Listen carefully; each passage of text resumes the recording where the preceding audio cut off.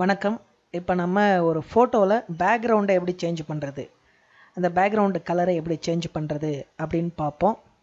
இப்போ உதாரணத்துக்கு இப்போ இந்த ஃபோட்டோ பார்த்தீங்கன்னா ஒரு சவுத்துக்கு பின்னாடி நிற்க வச்சு அப்படியே எடுத்திருக்கு. இந்த ஃபோட்டோவை க்ரீன் கலர் பெயிண்ட் அடித்த சவுத்தில் நிற்க வச்சு எடுத்திருக்கு. இப்போ இதை ஒரு பாஸ்போர்ட் சைஸ் ஃபோட்டோவாக கன்வெர்ட் பண்ணுறோம். இப்போ பேக்ரவுண்டு இந்த கலர் வேணாம், ப்ளூ வேணும், இல்லை வேறு எதனா வேணும்னா எப்படி அந்த கலரை சேஞ்ச் பண்ணுறது அப்படின்னு பார்க்கலாம்.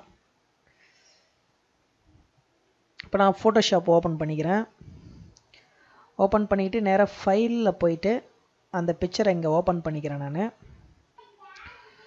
ஸோ அந்த பிக்சர் இங்கே வந்துடுச்சு.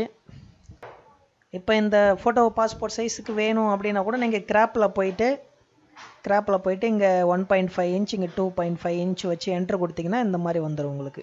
சரிங்களா? இப்போ நான் என்ட்ரு கொடுத்துட்டேன். சரி, ஓகே. இப்போ பேக் ட்ராப்பை எப்படி சேஞ்ச் பண்ணுறது அப்படின்றத பார்ப்போம். ஃபஸ்ட்டு இங்கே கலரை நீங்கள் செலக்ட் பண்ணி உங்களுக்கு எந்த கலராக மாற்றணுமோ அந்த கலரை நீங்கள் வந்து சூஸ் பண்ணிங்க. ஃபஸ்ட்டு எங்கன்னா இருந்துச்சுன்னா இங்கே கொண்டு வந்து வச்சுங்க, கொடுத்து ஓகே கொடுத்துங்க.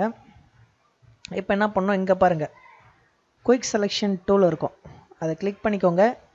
கிளிக் பண்ணி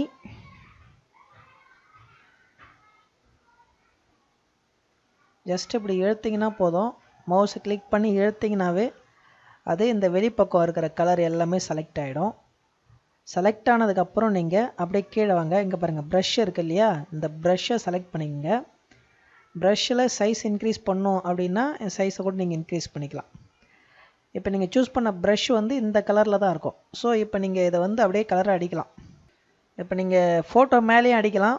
இப்போ நீங்கள் அப்படியே தொட்டிங்கனாலே ஒரு சில டைமில் கலர் மாறிடும். அப்படி இல்லைனா நீங்கள் இப்படி ப்ரஷ் பண்ணுற மாதிரி பண்ணிக்கோங்க.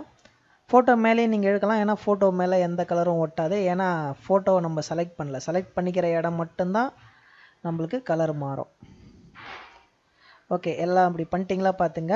பண்ணிவிட்டு இப்போ என்ன பண்ணுங்கள், ஃபைலில் போயிட்டு சேவ் அஸ் பண்ணிக்கோங்க. சேவ் பண்ணும்போது பிஎன்ஜியை சேவ் பண்ணிங்கன்னா கொஞ்சம் கிளாரிட்டி அதிகமாக இருக்கும். வேணாலும் நீங்கள் ஜேபிஜேவே சேவ் பண்ணிக்கலாம்.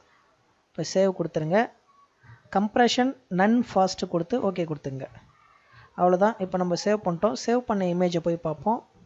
இதோ இருக்குது பாருங்கள், நம்ம சேவ் பண்ண இமேஜ் ஓப்பன் பண்ணுறேன். பாருங்கள், அவ்வளோதான். பேக் ட்ராப் ஃபஸ்ட்டு க்ரீன் இருந்தது, இப்போ நம்ம ப்ளூவாக மாற்றிட்டோம். இதை பாஸ்போர்ட் சைஸுக்கும் நீங்கள் பிரிண்ட் எடுத்துக்கலாம். ஓகே வியூவர்ஸ், அவ்வளோதான். இதுபோல் மீண்டும் ஒரு பயனுள்ள வீடியோவில் உங்கள் அனைவரையும் சந்திக்கிறேன்.